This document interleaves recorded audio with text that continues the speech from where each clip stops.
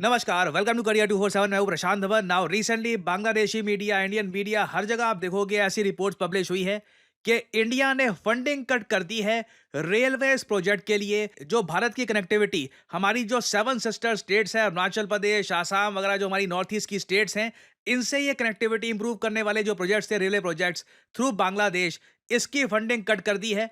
अब भारत एक नया रास्ता तलाश रहा है। बांग्लादेश की जगह हम लोग नेपाल और भूटान के ऑल्टरनेटिव्स ढूंढ रहे हैं कि यहां से रेलवे लाइन निकालेंगे और नॉर्थ ईस्ट इंडिया की कनेक्टिविटी रेस्ट ऑफ इंडिया से इंप्रूव करेंगे। आप देख पाओगे इस पर बहुत सारे आर्टिकल पब्लिश हुए हैं। इंडिया बांग्लादेश टेंशंस के चलते रेलवे ने कनेक्टिविटी प्रोजेक्ट्स की जो फंडिंग है ये रोक दी है। और अगर यहां पे आपका सवाल ये है कि इंडिया बांग्लादेश टेंशंस में क्या क्या हुआ है, देखिए क्या क्या नहीं हुआ। सबसे पहले तो देखिए, आज के समय बांग्लादेश में कई अराजक तत्व हैं जो भारत को तोड़ने की बात कर रहे हैं, भारत पे अटैक करने की बात कर रहे हैं। बांग्लादेश का सोशल मीडिया आप देख लीजिए, वहां पे उनके युवक वीडियोस बना रहे हैं कि वो इंडिया पे कैसे अटैक करेंगे। फॉर एग्जाम्पल, यहाँ पे आप देख पाओगे इस टाइप की वीडियो, ये यहाँ पर इस वीडियो में ना ये दिखा रहे हैं कि जी बांग्लादेश अटैक करा इंडिया को। ऐसी वीडियोस कॉमन हो चुकी है बांग्लादेश के सोशल मीडिया में, जहां पर ये ऐसी फैंटेसीज बना रहे हैं कि इनके पास मिसाइल आ जाते हैं और ये बांग्लादेश का विस्तार कर देते हैं। जो सिलीगुड़ी कॉरिडोर है उस पर काफी ज्यादा ये लोग फोकस करते हैं कि यहाँ पे इंडिया को हर्ट करना है, यहाँ से इंडिया की जो जमीन है ये इनको कब्जा लेनी है। यहाँ पे आप देख पाओगे ये अगेन, ये सब हसीन सपने हैं, रियलिटी में कुछ ऐसा होना है नहीं। मगर ऐसी वीडियोस सोशल मीडिया पे बहुत ज्यादा सर्कुलेट की जा रही हैं और मुझे दुख ये होता है कि कई इंडियंस हैं वो आज भी बांग्लादेशीज और पाकिस्तानीज को अपीज करने के लिए कंटेंट बनाते हैं। मतलब पैसे की इतनी भूख। मुझे अच्छे से याद है जब बांग्लादेश में तख्ता पलट वगैरह सब रचाया जा रहा था, कई इंडियंस ने प्रो बांग्लादेशी उस वक्त कंटेंट बना दिया था इस उम्मीद से कि बांग्लादेश के लोग देखेंगे, मिलियंस ऑफ व्यूज आएंगे। आज के समय आप अगर देखो वो सब लोग चुप हैं। जो भी आज के समय हम देख रहे हैं, इनके लोग आप अगर देख लीजिए प्रोटेस्ट करते हैं इंडिया के अगेंस्ट। इनकी सरकार आप अगर देखो तो ट्रेड वॉर करना चाहती है भारत के अगेंस्ट। भारत का जो यान है इसकी एंट्री बंद कर दी है अपने देश में। अब आप देखोगे इन सब चीजों को लेकर ना वो एक भी वीडियो नहीं बनाएंगे, कुछ भी नहीं बोलेंगे। और ये तो मैंने बात करी है नेशनल इशू की। उसके अलावा आप अगर देखो बांग्लादेश में हिंदू माइनॉरिटीज के साथ जो हो रहा है, रिसेंटली बांग्लादेश में एक हिंदू लीडर को किडनैप कर लिया गया, उसको मार डाला गया। भारत सरकार ने इसकी आलोचना करी है। आप देखोगे सडनली इन सब चीजों पर वो लोग कोई भी वीडियो नहीं बनाएंगे। They will be absolutely quite.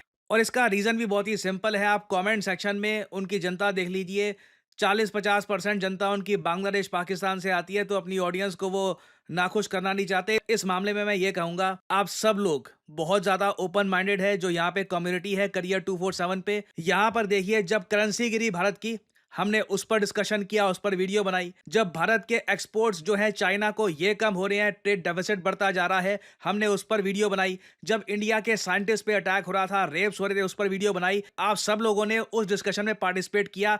Eight the same time जब हमारा देश कुछ अकॉम्प्लिश करता है, हम उसको मिलकर सेलिब्रेट भी करते हैं। सो यहाँ पे मैं आप सब लोगों को थैंक यू बोलना चाहूंगा। आप लोगों ने मुझे इतनी फ्लेक्सिबिलिटी दी है कि टाइम आने पर मैं क्रिटिसिज्म की बात भी कर पाऊं, but at the same time हमेशा अपने देश के इंटरेस्ट की बात करूं। इसमें ऑब्वियसली मेरा देश प्रेम है ही, but at the same time आप सबकी जो ओपन माइंडेड अप्रोच है, मैं उसको भी अप्रिशिएट करना चाहता हूं। खैर, अभी अगर हम बात करें बांग्लादेश के साथ इंडिया क्या प्लान कर रहा है, देखिए शेख हसीना का जब टाइम था, जब शेख हसीना पावर में थी, इंडिया ने बांग्लादेश के साथ 3 बड़े रेलवे प्रोजेक्ट्स प्लान किए थे। एक है अखौरा अगरतला, ये Tripura cross border rail link है। फिर खुल्ला मोंगला पोर्ट रेलवे लाइन।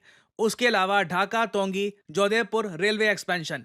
ये जो 3 रेलवे प्रोजेक्ट्स है ना बिटवीन इंडिया एंड बांग्लादेश, ये देखिए बांग्लादेश को हेल्प करते, क्योंकि बांग्लादेश की इंटरनल कनेक्टिविटी से इंप्रूव होती। But at the same time हम लोग बेसिकली बांग्लादेश का यूज करने वाले थे नॉर्थ ईस्ट रीजन के साथ रेलवे कनेक्टिविटी इंप्रूव करने के लिए। क्योंकि प्रॉब्लम देखिए घूम फिर के यही है, जो सिलीगुड़ी कॉरिडोर है ना हमारा, यहाँ पर इतना स्पेस नहीं है कि मल्टीपल रेलवे लाइंस आप बिछाओ। तो बांग्लादेश एक ऑल्टरनेटिव के रूप में देखा गया। शेख हसीना की सरकार काफी हद तक स्टेबल थी और एवरीथिंग वाज गोइंग फाइन। हालांकि मुझको बोलना पड़ेगा, उस वक्त भी बांग्लादेश में कुछ लोग थे जो शेख हसीना से सवाल उठाते थे कि आप इंडिया को एक्सेस क्यों दे रहे हो, आप इंडिया की हेल्प क्यों कर रहे हो, इंडिया के नॉर्थ ईस्ट रीजन और रेस्ट ऑफ इंडिया की कनेक्टिविटी इंप्रूव कराने में आप क्यों हेल्प कर रहे हो। जबकि शेख हसीना को यह पता था कि जो भी वो कर रही हैं इससे रीजन की तरक्की होगी, रीजन में ट्रेड इंप्रूव होगा, इट विल बेनिफिट एवरीवन।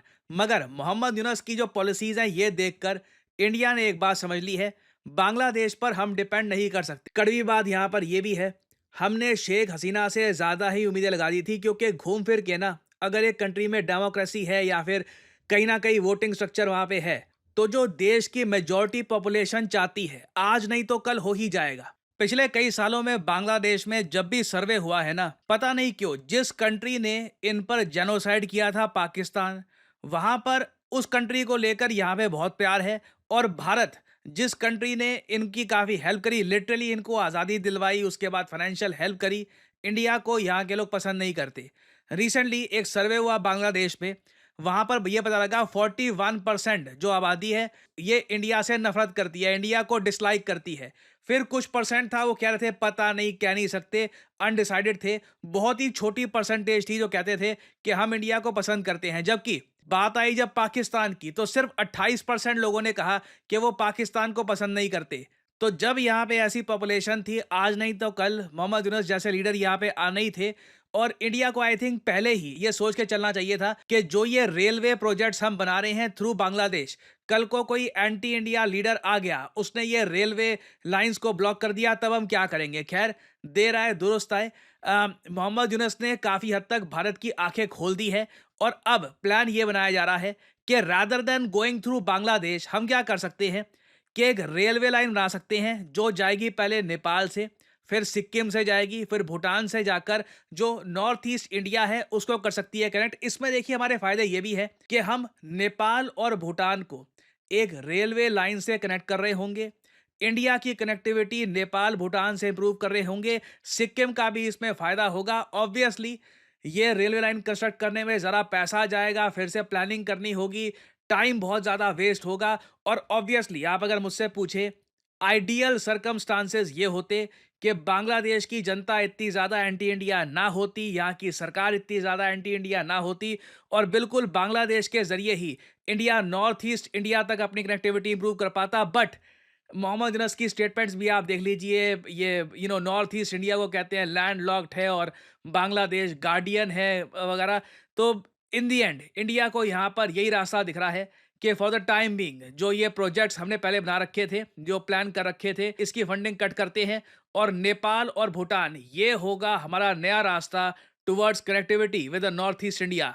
और मुझसे एक्चुअली कई लोग ये भी पूछ रहे थे कि भूटान के राजा बार बार भारत में क्यों आते हैं। देखो, मैं थोड़ा ये बोल दूं, जियोपॉलिटिक्स के नाम पर कई लोग मिस इन्फॉर्मेशन भी फैलाते हैं कि जी म्यांमार अटैक कर देगा बांग्लादेश को, या फिर इंडिया भूटान कब्जा लेगा वगैरह। मैं फिर से बोलूंगा, कंफर्म्ड सोर्सेज से, रिलायबल सोर्सेज से पढ़कर जानकारी प्राप्त करके ही अपना ओपिनियन बनाया करो, नहीं तो आज के समय लोग सेंसेशनलिज्म के नाम पर कुछ भी बोल देते हैं। ठीक है, भूटान के राजा भारत में इसलिए आ रहे हैं क्योंकि इंडिया बहुत ही ज्यादा तेज गति से रेलवे लाइन बिछाने वाला है भारत और भूटान के बीच में। इधर आप देख पाओगे, एक महीने पुराना आर्टिकल है, after upsets in Myanmar and Bangladesh, India rushes to connect Bhutan with first railway network. और इससे इवेंचुअली जो भारत की कनेक्टिविटी है विद नॉर्थ ईस्ट रीजन, ये भी हम कर सकते हैं इंप्रूव। तो अगेन भूटान इंडिया के लिए बहुत अच्छा एक ऑप्शन है। सिलीगुड़ी कॉरिडोर में जो हमारी प्रॉब्लम्स हैं उसको रिजॉल्व करने में भूटान का काफी यहाँ पे योगदान हो सकता है। बाकी अभी के लिए देखिए कोई हमारा कोई ऐसा हिंसक प्लान भी नहीं है। लोग इस पे भी काफी लोग फेक न्यूज फैला देते हैं कि भारत सिलीगुड़ी कॉरिडोर चौड़ी करेगा, चिट्टागोंग में ये हो जाएगा वगैरह, कुछ नहीं होने वाला। हमारे लिए प्रायोरिटी अभी यही है कि नेपाल भूटान के साथ हम कोऑपरेशन करें। और अगेन फ्यूचर में अगर मान लीजिए बांग्लादेश में कोई रीजनेबल लीडर आता है, तो हम बांग्लादेश से भी एक रेलवे लाइन कर सकते हैं connect with the north east of India. But कभी भी हमें यह गलती नहीं करनी कि सिर्फ बांग्लादेश पे ही डिपेंड कर दिया नॉर्थ ईस्ट के साथ मेन कनेक्टिविटी को लेकर। We should never make that mistake. तो अभी देखिए इस टॉपिक से रिलेटेड बहुत सी डेवलपमेंट्स आएंगी, बहुत सी न्यूज सामने आने वाली है, कुछ अपडेट्स आती है तो मैं आपके लिए अपडेटेड वीडियो बाद में ले आऊंगा। फाइनली आपसे पूछूंगा यहाँ पे एक सवाल, वो कौन सा देश है जिसने दुनिया का हाईएस्ट ब्रिज, जिसका नाम है हुयांग ग्रैंड कैनियन ब्रिज, ये रिसेंटली किया है इंट्रोड्यूस। ये है यहाँ पे आपकी ऑप्शन। ये ब्रिज इसी गर्मी में ये लोग ओपन भी कर देंगे फॉर यूज, बट ये ब्रिज काफी हद तक बनके तैयार हो चुका है। द वर्ल्ड्स हाईएस्ट ब्रिज, बताइए किस कंट्री ने इसको बनाया है। ये है यहाँ पे आपकी option, Japan, south Korea, China या रशिया? कमेंट सेक्शन में करिए उत्तर। जो लोग देंगे सही आंसर उनकी कमेंट को मैं दे दूंगा हार्ट, ताकि बाकी लोग समझ पाए कि सही उत्तर क्या है। देखिए, करियर 247 मतलब जॉब अपॉर्चुनिटीज। ऑलरेडी आपने देखा होगा कि हमारे एक्सिस बैंक प्रोग्राम के अंडर कई लोगों को ऑफर लेटर प्राप्त हो चुका है एक्सिस बैंक डेप्यूटी मैनेजर की पोस्ट के लिए। और अब पहली बार करियर 247 आपके लिए लेके आया है हमारा flagship data science course with generative AI. आज के समय मार्केट में कोई भी कंपनी ऐसा कोर्स ऑफर नहीं कर रही जहां पे आपको मिलती है लाइव क्लासेस। आप यूजुअली डेटा साइंस का कोर्स परचेज करेंगे, प्री रिकॉर्डेड क्लासेस आपको पकड़ा दी जाएंगी, मगर यहां पे आपको मिलती है live classes. World renowned teachers for example Deepayan सरकार सर, ये आपको पढ़ा रहे होंगे। ये बाय द वे काम कर रहे हैं with the government of Singapore as an AI adviser. और करियर 247 के डेटा साइंस कोर्स को कंप्लीट करके आप बिल्कुल आराम से 7 to 9 लाख पर एनम की जॉब लैंड कर सकते हैं। That is very much possible. और अगर आपका सवाल यह है कि अगर आप एक डेटा साइंटिस्ट बन गए तो आप काम कहां करोगे, किस इंडस्ट्री में काम करोगे? हर जगह आपके लिए दरवाजे खुले होंगे, चाहे एफएमसीजी सेक्टर हो या फिर फार्मा सेक्टर हो। आप गवर्नमेंट में काम कर सकते हैं। इवन करियर 247 में मैं आपको बता दूं, हम लोगों ने बहुत सारे डेटा साइंटिस्ट हायर कर रखे हैं, because every company needs data scientists. इनकी डिमांड बढ़ती जा रही है। और आपको करना क्या है? अभी भी आपके मन में बहुत सारे सवाल होंगे। आप सिंपली क्या करिए, ये जो वीडियो आप देख रहे हैं इसकी कमेंट सेक्शन में आपको जाना है और यहां पे आपको लिंक मिल जाएगा build your career with India's first data science and machine learning gen AI course.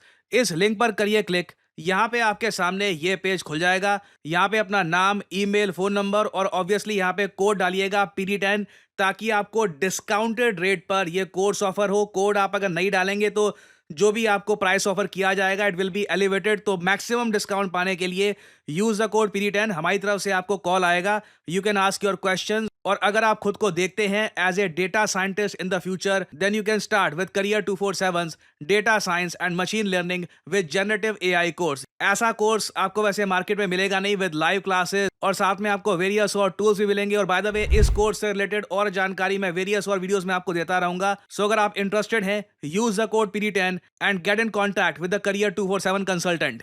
और इसी नोट के साथ यह है वीडियो का अंत। Thank you for listening and as I always say, may the gods watch over you.